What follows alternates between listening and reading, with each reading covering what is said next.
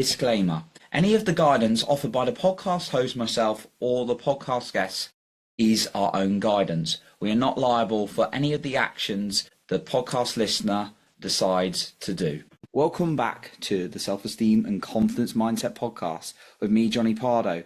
And today I welcome Johann Berlin, and I'm excited to dive into our conversation today. So just a quick introduction to Johann, and then we'll dive in. So Johann is the co-founder and CEO of TruWorth, and author of Wealth and Why We Seek It. He leads and invests in mission-driven ventures and has held C-suite roles in L&D, behavior change platforms, and asset management. As a leading voice on human-centered leadership, he has been a writer, contributor, and featured in publications like Harvard Business Review, Mashable, Business Insider, Forbes, Washington Post, and Psychology Today. Johann was also invited as a speaker at TEDx, Stanford, Dartmouth, the World Bank, Amazon, and Microsoft, among others. Welcome to the show today, Johann. Glad to have you on. So nice to be with you, Johnny. Pleasure's mine. So, yeah, I guess I'd first like to begin the conversation by hearing what is TruWorth and what was your kind of driver for making it? Yeah. So TruWorth, we like to say in short, if I could say it in a sentence, it's really around the emotion and identity of money and what a defining feature that is in life, but also, something that can put us into different patterns that maybe serve us or maybe don't. And I think one of the most important things in creating TruWorth was really around how do we create a non-judgmental space? Because so often we don't want to admit what we don't know, or we just want to look away whenever certain patterns are showing up in our life. And what is a really safe space, a really non-judgmental space? I think so much of the personal finance and a lot of these things are either they're very like fast talking, throw your money into some meme stock and whatever, you're gonna make a bunch of money, or they're really paternalistic is what we were finding. And then what we were seeing, which was disheartening to my co-founder and I, is that a lot of young people were having like nihilism about, how they could build wealth and if they could get into wealth and, if their jobs will even be there because of AI. And I think at my heart, I want to be an optimist and want to try and envision a future where we can succeed and we can do things, but that only comes with having the imagination and the safe spaces to kind of explore these topics. And so that's really what inspired us to start the company and write the book. Oh, wow. I love that. So you're wanting to kind of allow, like, it sounds like create possibility for people to create like wealth. Yeah. Wealth and worth. I mean, it's the truth. Like, think of all let's take artists for an example. Like somebody could be a number one on a billboard for a given year. And then 5 years later, if they haven't had another hit or something, they could feel like their life is floundering, right? Nothing changed. Or you could have a big exit in a company. You see this. And then suddenly you're back to all these default beliefs about yourself when all that is over, right? And so I think part of it is, visioning what's possible, but then also becoming aware of what are the limited beliefs that I'm carrying, that I'm continuing to default to, even when I am having success, even when I am making progress. Because I think the other side of that people who have succeeded and still feel like they haven't made it are all the people who have these limited beliefs. They start getting some momentum. And I'm sure many of your listeners have experienced this, as I have in my own life. You start getting some momentum and then you hit some setbacks and then you default back to these limited beliefs about yourself. Like, oh, this just confirms what I already believed. Maybe I couldn't do it or that type of thing. And so a big part of what we're trying to get at is trying to understand what's driving us and what those limited beliefs are. And then deciding which of those inherited beliefs do I want to adhere to, which ones are important parts of my values, but what are some that I could rewrite, or how could I rewrite my relationship with money, wealth, and worth? And so often it's unconscious. And I think that's a challenge. If you're not aware, it's very difficult to change, right?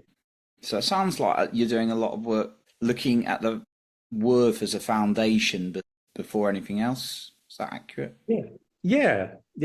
And the truth is, nothing is like external is ever enough. That's a subjective sense, right? And I've experienced that in my own life. I'm sure you have too, where you achieve one thing and then you're on to the next thing and on to the next thing, or it doesn't actually matter what you're doing. You're measuring yourself against everybody around you. There's a phenomenon in social science called social benchmarking, where it has very little to do with whether you're progressing on your own goals. You're just pegging yourself against, oh, my friends on Instagram, they look like they're, having their marriage is so awesome, or they're always living their passion, or that kind of thing. So what used to be a small group social phenomenon is now like we're comparing ourselves to everyone in our algorithm, so to speak. And yeah, that can be a bit discouraging, and trying to get underneath some of that and let people have some power and intentionality and writing their own book story, writing their own definition of what the good life or success is.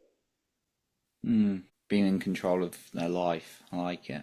Yeah. What you mentioned about like limiting beliefs, or kind of those that people have it. Like, how can people become more aware of those beliefs if they're not?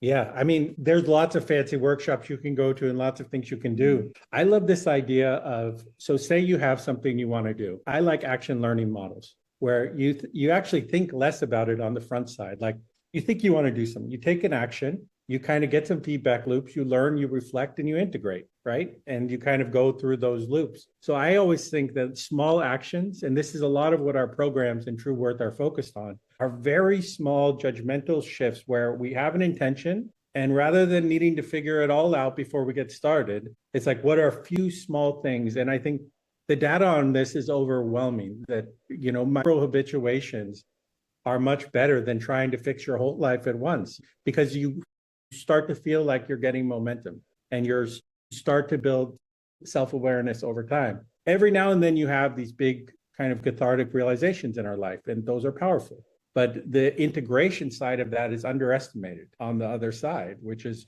we have to also stitch that into our life. So I always say, like, start with something small. The other piece that I might point to, and we did a whole bunch of literature review when we were writing the book around behavioral economics, behavioral science. And my wife and my co-founder has a degree from Harvard, the history of science. So we really wanted to get into, there's a lot of research, there's a lot of data around this. And one of the things that I continue to fall upon again and again is a concept called motivational reasoning, which is that this idea that whenever we our reasoning, actually, it's not about you'll know something different and then you'll do something different.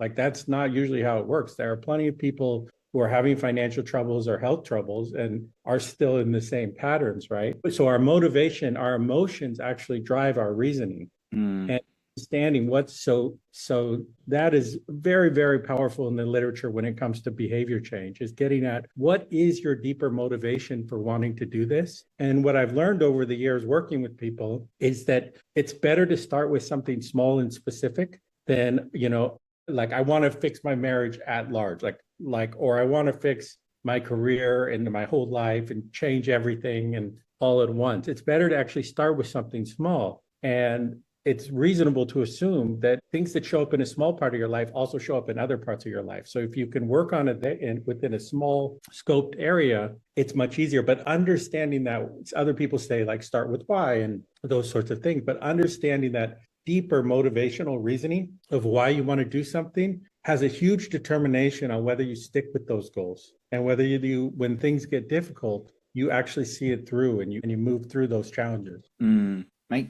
What kind of came up for me there is, you say, if you know something, you might not actually do it if you're emotionally not driven. Like, I mean, it sounds quite simple, like, to be healthier, right? You got to eat, healthy food, exercise, drink some water. And someone might know that, but not do it. Or it's like money. It's like, that's a good one. Like, spend less than you earn. Yeah. But we still get into debt or credit cards of buying stuff we don't need, right? Yeah. or something, right?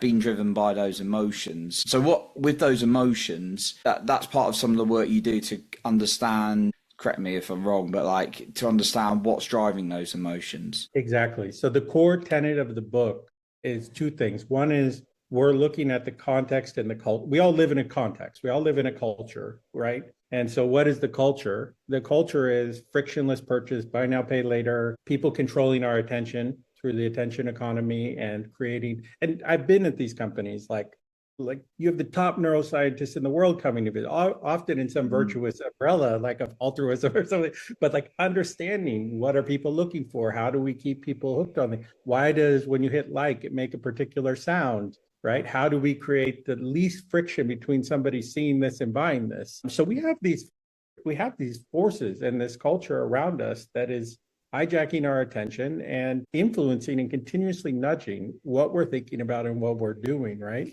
So that's on the individual level. It's slightly different. We looked at across all the literature when we were writing the book, and we saw there were a few primary core motivations that people are seeking when they're seeking wealth. And a lot of it has to do with worth, which is why it's in the name. But one of them is status. So, that's, I think one of the challenges with this, it's easy to be judgmental, like, oh, that's very superficial, right? It's deeply wired into our evolution. We're wired to want to look like we can provide. We're wired to want to, connect with other people, and we're constantly benchmarking ourselves against our peers. So without the value judgment, just understanding a lot of what's driving us is status. And you see this show up in the entrepreneurship setting. Like the primary thing that drives you shows up. If status is really important, this is a reason people will take less money for better titles, which is crazy. I remember the first time I read that study, I thought, this is wild, but it's true because of that. Some of the other motivations are security. And like some of our life events have affected, like when I was a kid, we lost our house to the savings and loans crisis here.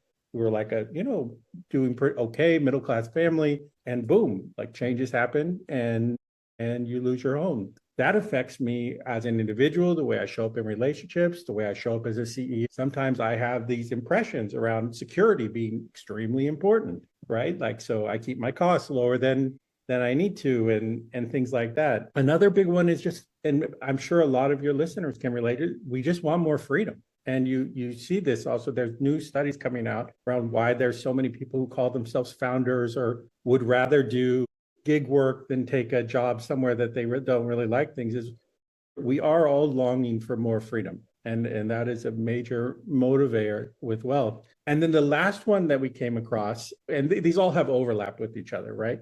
Was around like meaning or purpose or impact that we want to have, right? Like we want to leave a legacy. We want to help other people. And so for each of these are kind of the four biggest motivations that we were getting to. For each of these, they'll show up for people in different ways, right? And one of the really interesting things that's come up is just also how much this is a topic of conversation in relationships. Like people grew up a certain way and then it's different for their partner or their co-founder. And, they're coming from totally different places, even though it looks like they're going for the same goal, like at a high level. The status one was really interesting. That's a big driver for many people. Yeah. Have you seen that show up in your, like the different examples? Yeah, I guess with like status, what I've seen, don't get me wrong, I've definitely used it in my own life. Do you know what I mean? It's like, but yeah, it's like, can even think like at school, like people like years back or kind of, people always trying to impress each other. My mates trying to impress each other with stats and things like that. So, yeah, it's definitely a big drive, and I can see, you see it constantly on social media. I just been on the call I was talking about. I wanted to cut it down even more because it's very energy consuming sometimes. Yes. Even though it can be good to like put some good content out on it as well, but with social media, you see it a lot, that kind of status, cars and suit and those kind of things, right? Yeah. And there's huge traps in it, right? Like there's just, if you're not self-aware, then anything in excess is too much, or anything that you aren't even aware that you're doing can really overtake your life. But how much of our work do we put into what other people think about us? We want to like really boil it down. It's a lot. It's a lot. And social isolation is also really tough. Like that's worse for you than smoking or obesity. So there is a innate need to want to connect, but especially in financial stuff. And we don't get into this too much in the book because we don't want to get into things that are judgmental. The minute something feels judgmental, people will look the other way. They won't want to look at it, right? It won't feel like a safe topic. But like lifestyle inflation, just as a thing, like if you look at what most people do, you get a job and you go to the maximum of that. You can buy a house, you buy the maximum of what you can buy. Yeah, a car, you buy the maximum of what you can buy. And so these things can just inflate over time. And there's nothing wrong with that. If as long as you're not thinking that's where you're going to get inherent worth from, but also it can lead to traps of like you're always feeling behind, or you're always feeling like if you want to take a risk in your life or you want to make a change, you can't. You're kind of boxed in. You're sort of bound by that tendency. And yeah, yeah, it has its features and its flaws, so to speak. We have a need to connect, and also it can be the car can be driving the horse in other respects. Hmm. And so it's some of the like it sounds like some of the work you guys are doing is helping people with like their worth, but also practical strategies Yeah. with their Yeah, wealth so as well. exactly. So we're not giving financial advice because what we're saying is actually your mindset will determine much more how you do it. Like Mm. then it's not just about strategy. You can have the best strategies, and if your culture and your habits and everything don't kind of stack up with that, then it probably will work.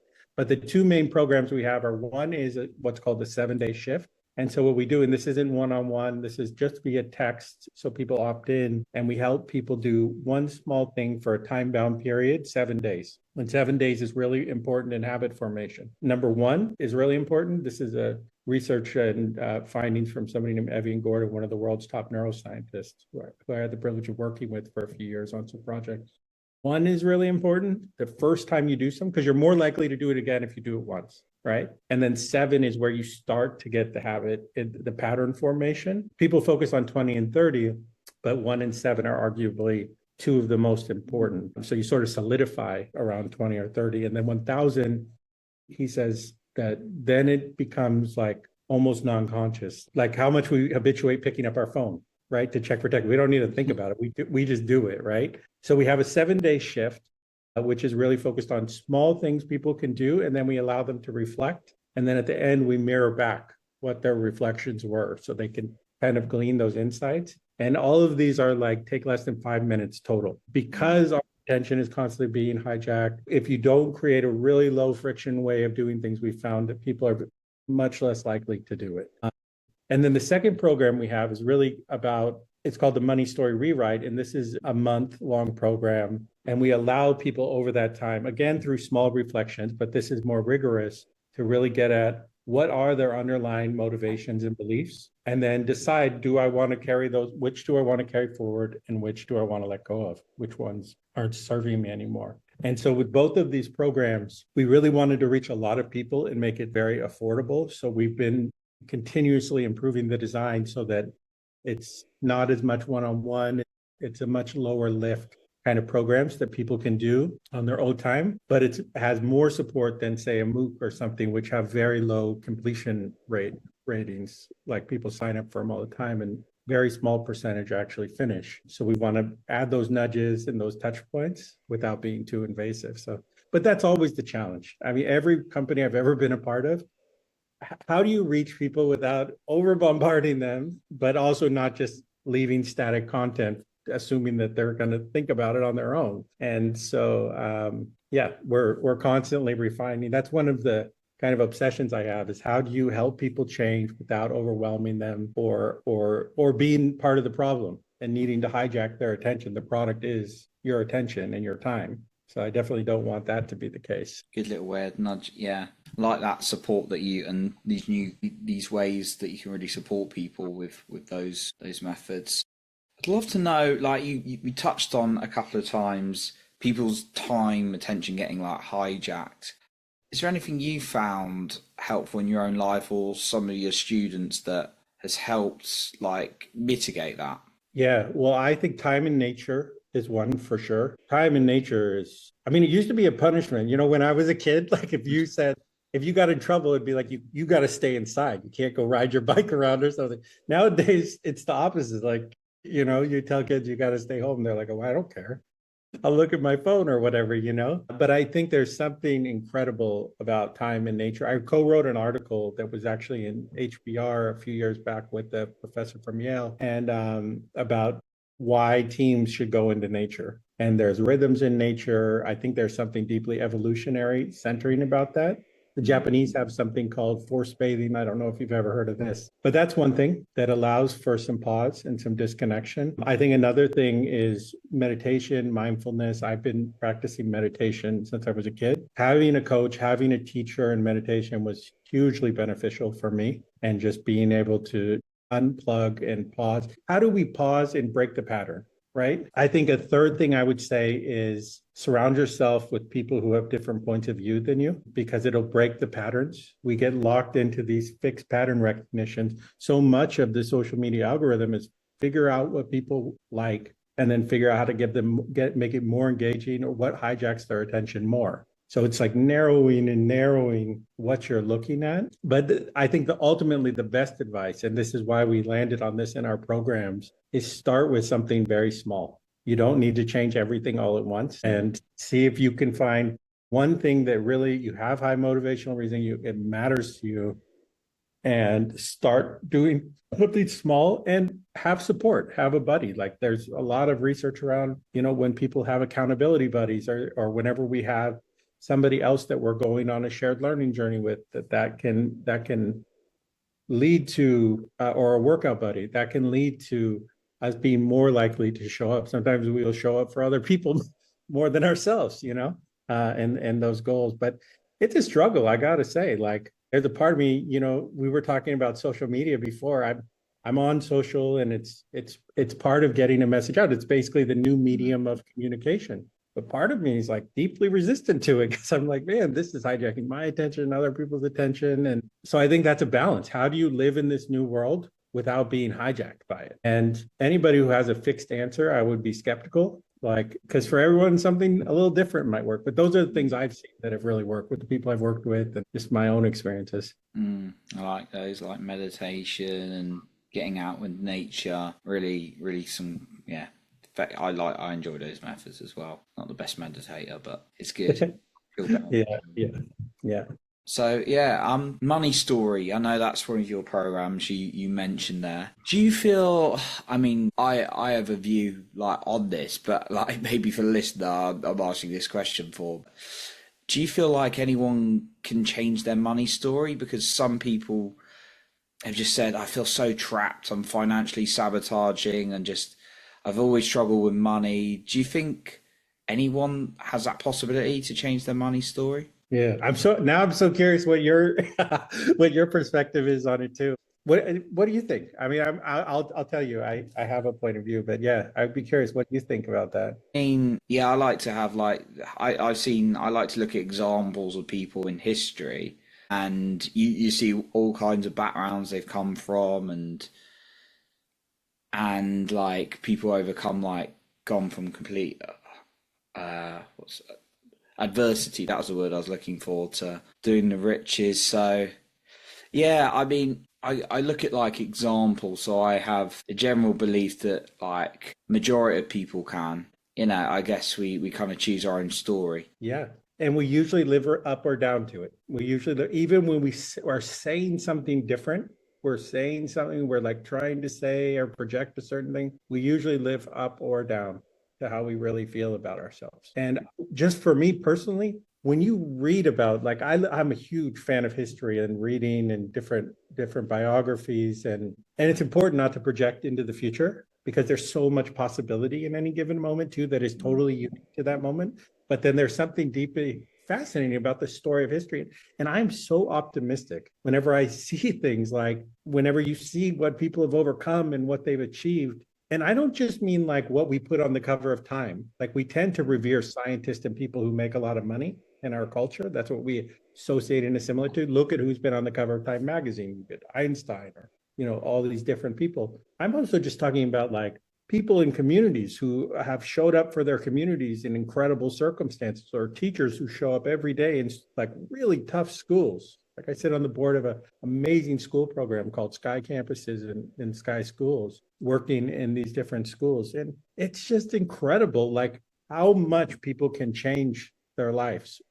And I think there's a couple of conditions for that, though. One is you have to have the high motivational reasoning I was talking about. You have to have a reason why you want to do it. It could be for somebody else, it could be for yourself. I think another thing is that we have to be open to help.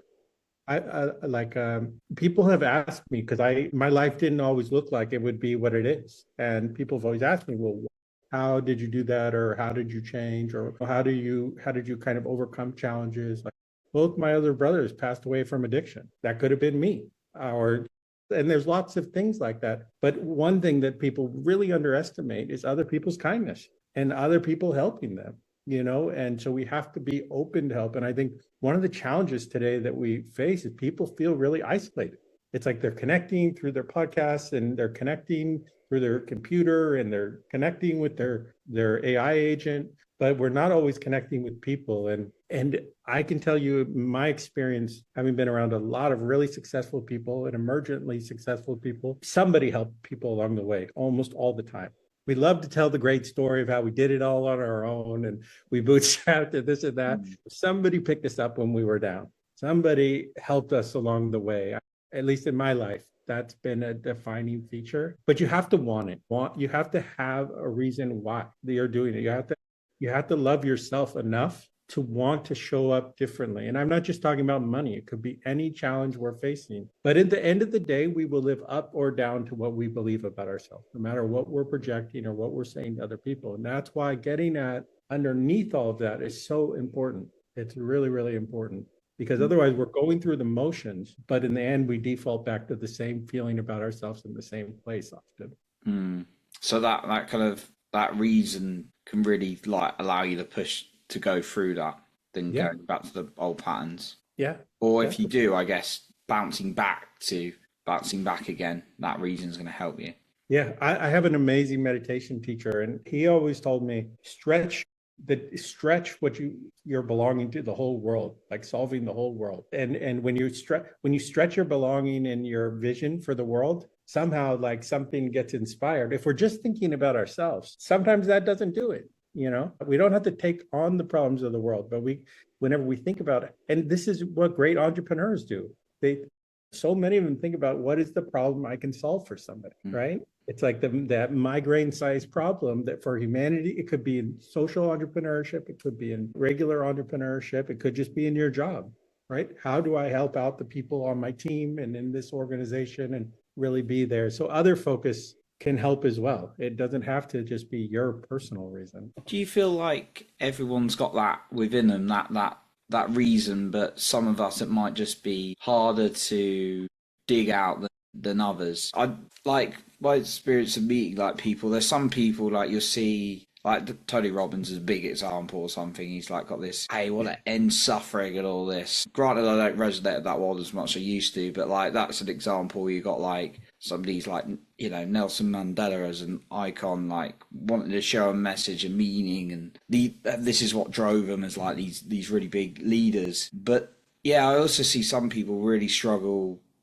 to think past themselves, and it's again trying not to be from a place of judgment. That's just where some of us can be, and I've definitely been in that place.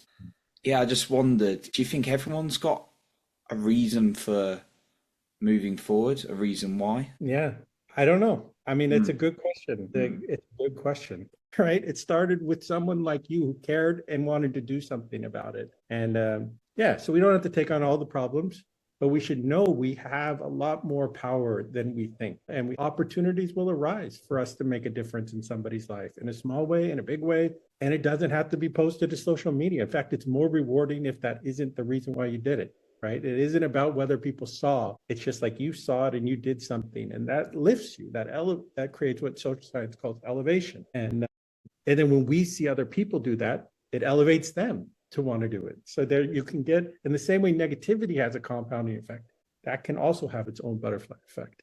I like that. And good examples of those people, like, just taking these ones we see as extraordinary were just ordinary people just doing something and then moving forward. Yeah, they were ordinary before they were extraordinary. It's like they weren't always who we know them to be today.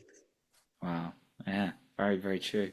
Johann, I know you've outlined some of your services and what you're doing to really support people, and some very accessible, exciting programs you mentioned there. I'd love to know as we sort of wrap up today, where the listener can find you. Just, I know you've got your book coming out, I know you've got lots going on. Where the listener can find you, where's the best place? And is there maybe a final point you'd like to share with us today? So a couple of things. Thank you for asking.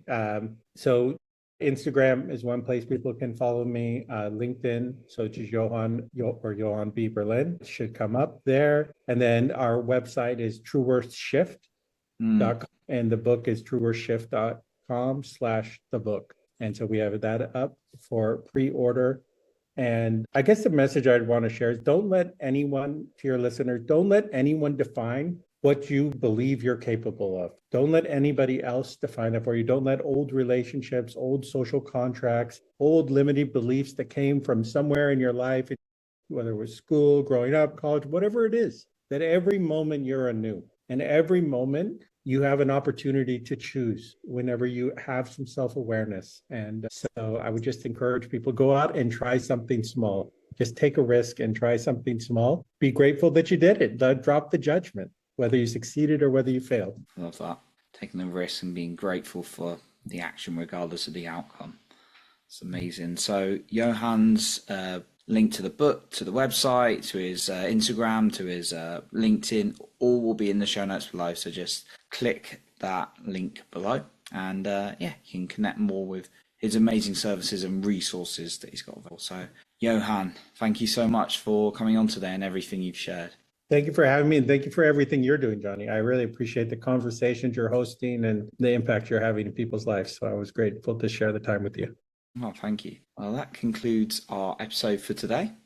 And remember to lead with your heart and not with fear.